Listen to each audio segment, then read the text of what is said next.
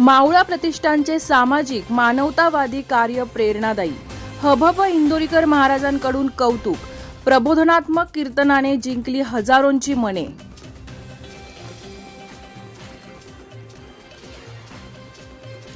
सामाजिक बांधिलकी जपत मानवतेची सेवा करणाऱ्या मावळा प्रतिष्ठानच्या कार्याचे समाज प्रबोधनकार हभप निवृत्ती महाराज देशमुख यांनी भरभरून कौतुक केले.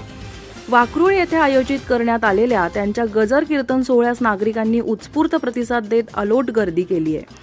कीर्तनातून इंदोरीकर महाराजांनी आजच्या समाजातील वास्तवावर परखड भाष्य करत उपस्थितांना प्रेरणादायी संदेश दिले. युवक युवती, महिला तसेच पालकांना योग्य दिशा देत त्यांनी शिक्षण, संस्कार आणि आरोग्य हीच खरी संपत्ती असल्याचे अधोरेखित केले आहे. जिल्हा परिषद शाळा वाचवण्याचे आवाहन करताना त्यांनी शाळा परिसरात मोबाईल वापरावर नियंत्रण ठेवण्याची गरज व्यक्त केली आहे. तसेच आई वडील, गुरुजन यांचा सन्मान राखण्याचे महत्त्व सांगत व्यसनमुक्ती समाजच सक्षम राष्ट्र घडवू शकतो असा संदेश दिलाय. आर्थिक संपत्तीपेक्षा संस्कारक्षम मुले हीच कुटुंबाची खरी संपत्ती असल्याचे त्यांनी नमूद केले आहे. यावेळी माजी खासदार धैर्यशील पाटील यांच्यासह अनेक मान्यवर उपस्थित होते. धैर्यशील पाटील यांनीही मावळा प्रतिष्ठानच्या विविध सामाजिक उपक्रमांचे कौतुक करत संस्थेच्या कार्याला शुभेच्छा दिल्यात. कार्यक्रमाचे उत्कृष्ट नियोजन मावळा प्रतिष्ठानचे संस्थापक अध्यक्ष भाई मंगेश रघुनाथ दळवी आणि त्यांच्या सहकार्यांनी केले. त्यांच्या नियोजनामुळे कीर्तन सोहळा अत्यंत शिस्तबद्ध व यशस्वीरित्या पार पडला. धार्मिक प्रबोधनकार, सामाजिक जागृती आणि मानवतेचा संदेश देणारा हा सोहळा उपस्थितांच्या स्मरणात कायमच राहील अशी भावना नागरिकांनी व्यक्त केली आहे. मावळा प्रतिष्ठानच्या माध्यमातून सुरू असलेल्या सामाजिक कार्याला हभप इंदोरीकर महाराजांच्या कौतुकाची मिळालेली ही पावती संस्थेसाठी प्रेरणादायी ठरली आहे. यापुढे आम्ही जनहितार्थ व विधायक लोकोपयोगी कार्यात झोकून देऊन कामं करू अशी ग्वाही मावळा प्रतिष्ठानचे संस्थापक अध्यक्ष भाई मंगेशकर रघुनाथ दळवी यांनी दिली आहे. धम्मशील सावंतसह न्यूज ब्युरो, रायगड, महाराष्ट्र.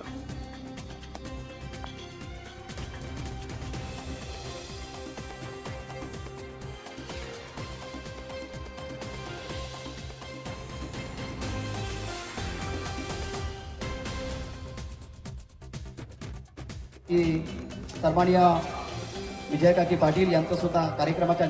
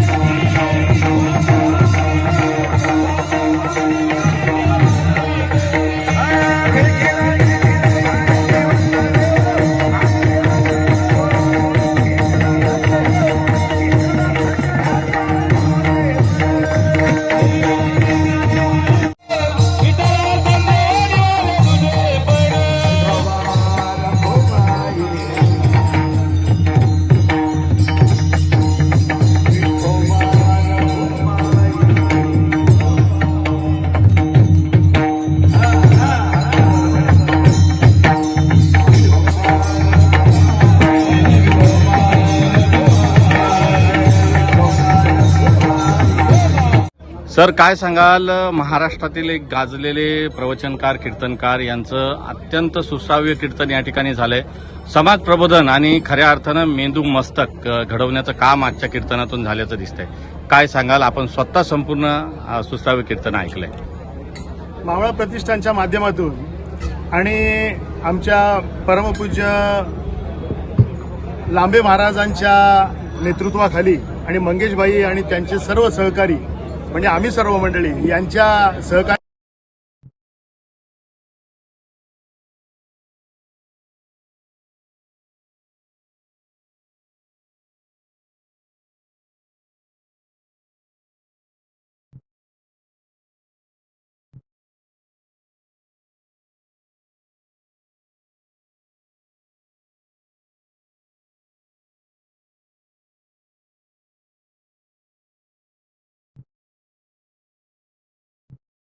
वर्ष चालू राहिली आणि महाराष्ट्राचं प्रबोधन करण्याचं काम या कीर्तनाच्या सेवेतून या ठिकाणी करण्यात आलं. या सेवेच्या मधला एक हे पुष्प म्हणून या कार्यक्रमाचा या ठिकाणी उल्लेख करावा लागेल. आज इंदुरीकर महाराजांनी अत्यंत स्वच्छपणाने, सुंदरपणाने आणि निर्भीडपणानं सत्याची बाजू या ठिकाणी धरत धर्म, सत्य, कीर्तन, प्रबोधन या सगळ्यांचा अत्यंत सुंदरपणानं मेळ घालत या ठिकाणी आमचं उद्बोधन या ठिकाणी सुंदर पद्धतीने या ठिकाणी केलं. समाजाच्या असणाऱ्या समस्या, समाजाला भेडसावणाऱ्या समस्या या माध्यमातून, कीर्तनाच्या माध्यमातून आणि या ठिकाणी धर्माच्या माध्यमातून आणि प्रबोधनाच्या माध्यमातून, धर्म म्हणजे केवळ जात आणि धर्म नव्हे, तर धर्म म्हणजे तुम्हा आम्हा सर्व मंडळींची जगण्याची एक रीत, ह्या रीतीच्या माध्यमातून अशा अर्थाने हा धर्म या माध्यमातून अत्यंत सुंदर प्रबोधन या ठिकाणी केलं.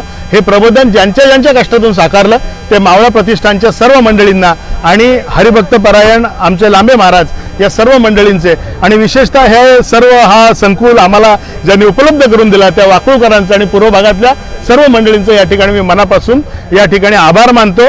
कारण चांगले विचार ऐकायला मिळणं हे आता फार दुर्लभ झालंय आणि जे दुर्लभ झालंय तेच नेमकं तुम्ही या ठिकाणी दिलं, त्याबद्दल पुन्हा एकदा सर्वांचं या ठिकाणी आभार. आता समाजातलं जे वर्तन आहे आणि त्या वर्तनातून जे अपेक्षित परिवर्तन आहे, परिवर्तनावर त्यांनी देखील प्रबोधन केलेलं आहे. कसं बघताय या प्रबोधनाकडे? नाही, मी तेच सांगितलं ना की कीर्तन हे जे प्रबोधनाचं आणि परिवर्तनाचं जे माध्यम कित्येक वर्ष या महाराष्ट्राच्या भूमीला या ठिकाणी जे लाभलेलं आहे त्यातलं एक सुंदर पुष्प म्हणून या कार्यक्रमाचा या ठिकाणी उल्लेख करण्यात येईल. अत्यंत चांगल्या पद्धतीने केलेलं प्रबोधन हे निश्चितपणानं आम्हा सर्व मंडळींना, आपल्या सर्व मंडळींना या ठिकाणी उद्बोधक या ठिकाणी ठरेल. आता काय सांगाल, मावळा प्रतिष्ठान जे आहे ते पूर्णतः पेन सुधागड पुरतं मर्यादित न राहता संपूर्ण रायगड आणि महाराष्ट्राला एक प्रेरणादायी ठरतंय. दिवसेंदिवस भरभराट आहे या प्रतिष्ठानच्या कार्याची. कौतुक देखील सर्वत्र होतं. इंदुरीकर महाराजांनी स्वतः आपल्या कीर्तनामध्ये कौतुक केलंय. कसा प्रवास आहे हा एकूणच? खरं म्हणजे ही एक सगळ्या तरुणांनी मिळून काढलेलं हे प्रतिष्ठान. खरं म्हणजे हे मंगेश दळवी या नावाने प्रतिष्ठान काढलं होतं, पण मी त्या नावाला विरोध केला. मी त्यांना सांगितलं की आपण सगळे ज्या भूमिकेने पक्के आहोत ती भूमिका आपली आहे मावळ्याची. आपण राजासाठी लढायचं असतं आणि भूमिका कधी बदलायची नसते. त्याच्यामुळं आपण सगळ्यांनी मिळून जे एक रूपाने काम करू ते म्हणजे मावळा आणि त्यातून जन्माला आलेले मावळा प्रतिष्ठान. आणि मावळा प्रतिष्ठानमध्ये जी काही मुलं आता काम करतात त्याच्यामध्ये मी खरं अभिमानाने सांगतो सगळी शिक्षित, व्यावसायिक, इंजिनियर, वकील, शिक्षक आणि बरीचशी उद्योजक मुलं आहेत. अशी मुलं काम करतात ज्यांचा विचार पक्का आहे आणि मग आपण काहीतरी देणं आहोत, समाजाला काहीतरी दिलं पाहिजे ह्या हेतूने ही सेवा चालू झाली. ती चालू होताना आरोग्य सेवेपासून झाली. आज आपण मोफत ॲम्ब्युलन्स सेवा देतोय जी की 24 तास उपलब्ध आहे आणि ह्या सेवेतून हळूहळू लोकांचा विश्वास वाढत गेला. आज 2.5 वर्ष झाली प्रतिष्ठानला. लोक मनसोक्त या प्रतिष्ठानला 500, 1000 सर्वसामान्य माणूस मदत करतो रोज. आज एखादी गोष्ट 6 महिन्यासाठी, 8 महिन्यासाठी होते, पण 2.5 वर्ष सातत्यानं लोक मदत करतात. कारण केलेल्या कामावरती विश्वास आहे आणि ज्या गोष्टी आपल्याला कळतात, खटकतात की इथं झालं पाहिजे आणि ते कधी होईल याची वाट न बघता जे जमेल ते करायचं आहे. आणि या सगळ्याला आमच्यासोबत एवढी मोठी व्यक्ती असते त्याच्यामुळं कुठलीही गोष्ट करायची डेअरिंग आमच्यामध्ये येते आणि ती डेअरिंग करायची, चांगल्या गोष्टीसाठी डेअरिंग करायची. सगळ्याच गोष्टीत नाव कमवलं पाहिजे ही गोष्ट नाहीये. मनाला जी गोष्ट आनंद देईल ती गोष्ट पण करायची असेल त्या गोष्टीला ही सगळी पोरं एवढी मेहनत करतात. माझं एकट्याचं नाव होतं, तुम्ही नाव घेताना ना मंगेशभाई दळवी घेता, पण मी खरं सांगतो एवढी पोरं त्याच्यामागं 15-15, 20-20 दिवस मी आनंदाने सांगेन दादा की वकील असलेली पोरं, व्यावसायिक असलेली पोरं, रोजचा मोठा धंदा असलेली पोरं 10 दिवस पत्रिका वाटत होती. तर ह्याच्यातून तुम्हाला लक्षात येईल की ती शक्ती त्यांच्यामध्ये अजून काम करण्याची, आणि त्याच्यावरती हे सगळं चाललंय. दादा, मावळा प्रतिष्ठान आहे सामाजिक सेवाभावी आणि मानवतावादी दृष्टिकोन ठेवून आपण कार्य करत असताना इंदुरीकर महाराजांचं कीर्तन आणि प्रबोधन या ठिकाणी ठेवलंय. याच्यातून अनेक उद्बोध आणि परिवर्तनाची नांदी म्हणू शकतो आपण. परिवर्तनाचा विचार देखील पुढे जातोय. कीर्तन ठेवण्यामागचं काय उद्देश असावा? कीर्तन ठेवण्यामागचा खरा उद्देश तर महाराजांनी जो सांगितला ना की बरीचशी पिढी ही व्यसनाधीन झालेली आहे. बरीचशी पिढी ही ज्या पद्धतीने त्यांनी सांगितलं की हातातल्या मोबाईलच्या रमीवरती खूप अडकलेली आहे. आम्ही बऱ्याच वेळा सर ॲक्सिडेंट होताना मुलांना बघतो, म्हणजे दारू पिलेली मुलं ॲक्सिडेंट होतात, त्यांच्या बॉड्या जेव्हा घरी घेऊन जातो ना तेव्हा एवढ्या वेदना होतात की आपण ही जगण्यासाठी आणलेली ॲम्ब्युलन्स होती, पण ज्या दिवशी आपण डेड बॉडी घेऊन जातो त्यावेळेच्या वेदना खऱ्या वाईट असतात. कारण ज्याच्या घरचं जातं त्याला किती दुःख होतं ते आपल्याला कळतं. आपण उडवलेल्या माणसांना तुम्ही बघितलं असाल की भेटत नाहीत. एखाद्या आदिवाशाला उडून जेव्हा जातो ना आपण हॉस्पिटलला घेऊन जातो, पण त्याला नंतर खर्च करणारी गाडी ज्या दिवशी भेटत नाही त्या दिवशी तो तडफडत तिथं राहिलेला असतो. आपण इथं CCTV दिलेत ह्या रोडला पोलिसांना मदत म्हणून, कारण उडवलेला माणूस भेटला पाहिजे. आणि हा जो विचार आपण सांगितला, आम्ही सांगितला, तर लोकांना तो राजकारणाचा वाटतो. तेच महाराजांच्या तोंडून ऐकलं तर लोक टाळ्या वाजवतात. परिवर्तन झालं पाहिजे, लोकांच्या मध्ये बदल खऱ्या अर्थाने घडला पाहिजे आणि तरुणांमध्ये बदल घडला पाहिजे. आम्ही बोललो लाख म्हणजे सांगेन की आम्ही निर्व्यसनी आहोत, पण बहुतेकांनी त्यामध्ये गेलं पाहिजे. कारण पिढी बर्बाद झाली, घर बर्बाद होतं, आईवडील दुःखी होतात, आणि कमवता पोरगा जेव्हा अशा पद्धतीने वाया जातो तेव्हा वेदनादायी होतं. आपल्या बरोबर राहणारी माणसं ही जीवापासून आपली आहेत, आणि त्यांना जर का मनापासून आपलं म्हणायचं असेल तर सुधारण्याची पद्धत ही आपण सुरुवात करू, अशा भावनेने आपण महाराजांना आणलं होतं. आणि आज टाळ्यांवरनं तुम्हाला कळलं असेल की त्यांनी ह्यातली 10% लोक जरी चांगलं घेऊन गेली तरी आपण केलेला कार्यक्रम सफळ झाला असं त्याचा अर्थ आहे. छत्रपती शिवाजी महाराज